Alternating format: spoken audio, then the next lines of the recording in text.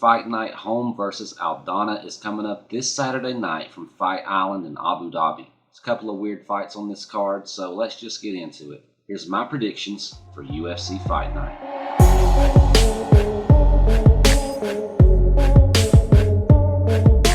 We start the night off in the middleweight division with Dequan Townsend taking on Dusko Todorovic.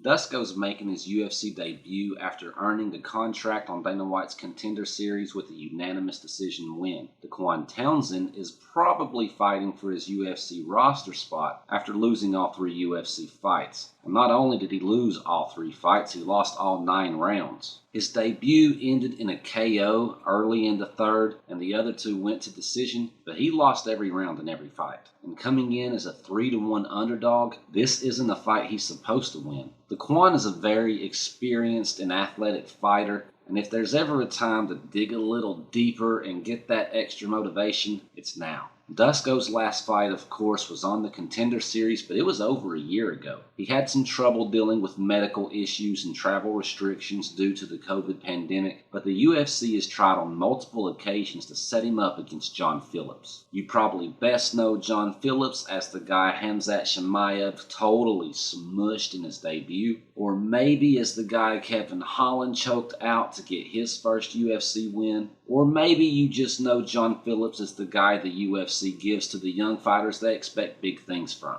And they were trying to give him to Dusko, so what's that tell you?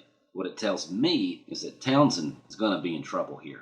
Dusko is a hot prospect, and with a first-round TKO win over Michel Pereira to get him onto the Contender Series, he really should be. Townsend is likely going to be served up on a platter. Simply put, Dusko has more skills and strikes in his arsenal. He's more mobile, more dynamic, and just more promising. Townsend may have more power, so there's always the puncher's chance, but he may be drained from the weight cut and may not get many opportunities. Dusko Tudorovich is officially in the UFC, guys, and we're all invited to the party. I'm calling Dusko Tudorovich by first-round KO.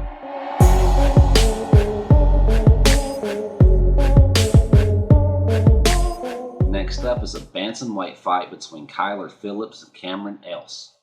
This is a pretty weird fight. Most sources are listing this as a main card fight, but it doesn't feel like it should be, especially when we've got an undercard matchup between former interim welterweight champion Carlos Condit and TUF Season 11 winner Court McGee. But here we go. Kyler Phillips is also a TUF alum, though he got put out of the tournament in the first stage. It took him 2 more fights in much smaller promotions to get back to the big show, but he finally did, and he won his UFC debut earlier this year. Cameron Else is making his UFC debut this Saturday night, but he took a very different path to get there. Phillips is currently 7-1, and has fought some fairly stiff competition. Cameron Else is 10-4 and has fought some serious cans. His last opponent earlier this year had a record of 3-14. A few months before that, he fought a guy who was 0-1. Cameron is on a 6-fight win streak, but those 6 fighters have an accumulative record of 8-16, with 2 of those fighters making their pro debuts. So that 10-4 record is more padded than my high school girlfriend's prom dress. To Cameron's credit, he's made short work of all 6 of those dudes, each ending in the first round and only one going longer than a minute and a half. But Kyler Phillips is a high-pressure, high-volume fighter and has only had 1 loss by decision. He's not going to be that easy to put away. It seems like this is Kyler's fight to lose, but we've seen some pretty strange things happen with UFC debuts. Still, it's hard not to pick him here. I'm calling Kyler Phillips by first-round TKO.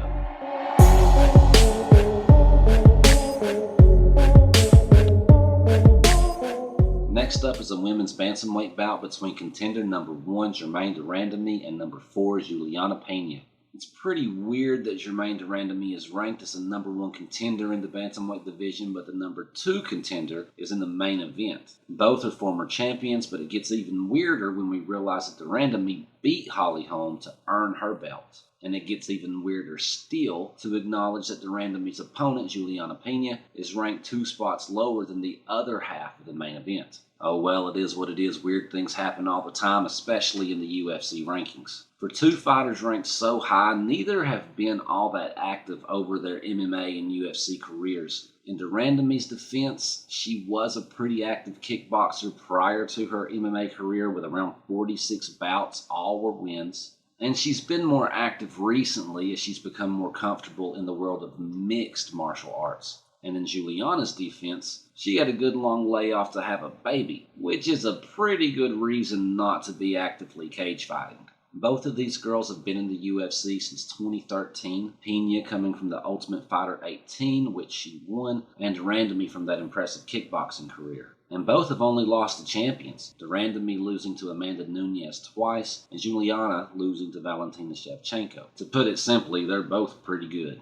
but they're very different. As far as UFC kickboxers are concerned, de Randamie's pedigree and accolades are as good or better than anybody regardless of gender. She has great Muay Thai, good elbows, just a really high-level striker. But she does have a hard time defending the takedown, and Julianna Pena is pretty good with her takedowns. She's good at keeping ground control and positioning, she has good ground and pound, and she's solid with her jiu-jitsu. Juliana's no slouch with her hands either, but she'll pale in comparison to de Randamie. We've got a big advantage for de Randamie standing up and a bigger advantage for Pena on the mat. So the obvious question is, will Juliana be able to take de Randamie down without getting hurt in the process? I think the answer is yes. Juliana is an intelligent fighter. We can hear that in her broadcasting. She knows her path to victory is going to be on the ground, and she won't be foolish enough to try to stand and outstrike de Randamie. And she's tough, like wrestler tough. And now she's a mother, which adds like another layer of toughness. She's only been TKO'd once, but it was really a doctor stoppage. She's just got no quit in her. She's going to get the takedowns or die trying.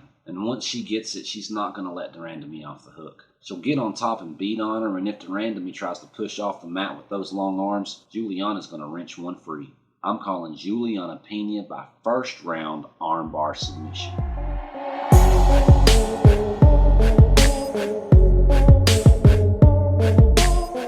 Next up is a heavyweight bout between Yorgan de Castro and Carlos Felipe.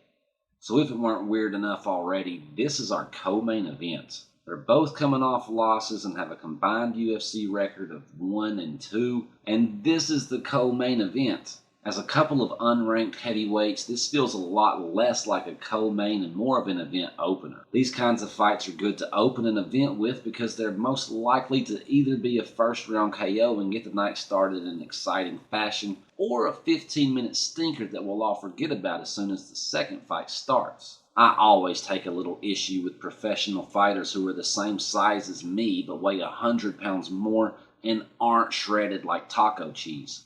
But underneath all that girth, Yorgan de Castro is a pretty good athlete. He's a fairly undersized heavyweight who could probably make the 205 limit with a little effort. Well, maybe a lot of effort, but you get the point. He's going to have better footwork than Felipe, and more importantly, he's going to be faster. He's also got more recent experience. They both fought and lost earlier this year, but prior to that one in July, Felipe's last fight was over 2.5 years ago, and it wasn't even an MMA, it was a boxing match. In that same amount of time, de Castro has had 6 fights, which is pretty much his whole career. Of his 7 pro fights, 1 was on Contender, 2 have been in the UFC, so he's probably getting acclimated to the big show. Both of these guys have only 1 loss apiece, and they both came to some promising heavyweight prospects in Greg Hardy and Sergey Spivak. And they were both decisions, so we can assume they're going to be pretty hard to finish. They're both pretty good strikers, but I think the experience, athleticism, and speed are going to be factors, and they'll heavily favor de Castro. But he doesn't seem to have a phenomenal amount of punching power. And this pair of fighters cut a silhouette like Mr. and Miss Potato Head, so I don't think cardio is going to be much of a selling point. Again, this seems the kind of fight that either ends with a quick KO or lasts for 15 long, slow minutes.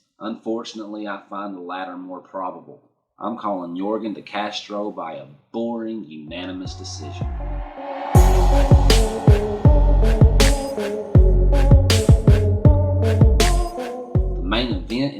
women's bantamweight division with the number 2 contender Holly Holm and number 6 Irene Aldana. So here we go again with another Holly Holm fight. Holly is a pretty cool customer. She seems like a pretty cool person too, but I'm not a big fan. She's a frustrating fighter to watch, a frustrating fighter to fight, and frustrating to hear casuals talk about her. She got built up big time when she came over to the UFC, and she delivered big when she made history with that head kick KO of Ronda Rousey to win the belt, and she's kept that big name even though she's only gone 3-5 since that KO. Casuals know her name and they've seen the highlight reel. Admittedly, she's got a pretty good demo, but her fights are another thing entirely. Holly has a good boxing and kickboxing pedigree, no doubt, and has gotten better at wrestling, but she's just slow and for the most part uneventful. We need Aldana to win this fight. We need Julianna Pena to win her fight. Holly Holm and Germaine de Randamie have proven they aren't beating Amanda Nunes. My money says Aldana nor Pena will beat her either, but the sport will definitely benefit if they get the chance to try.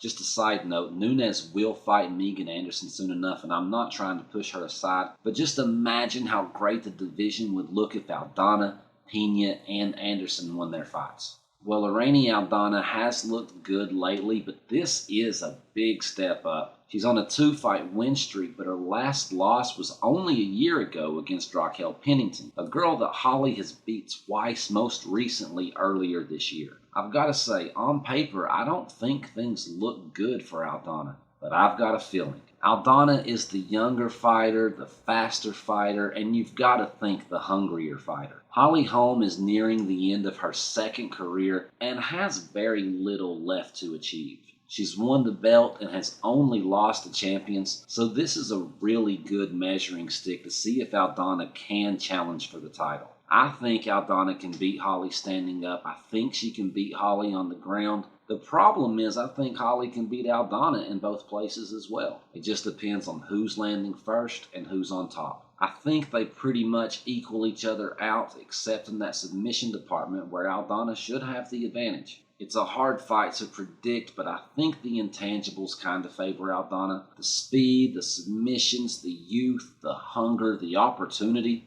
I think Aldana's going to rise to the occasion. I'm calling Irene Aldana by unanimous decision.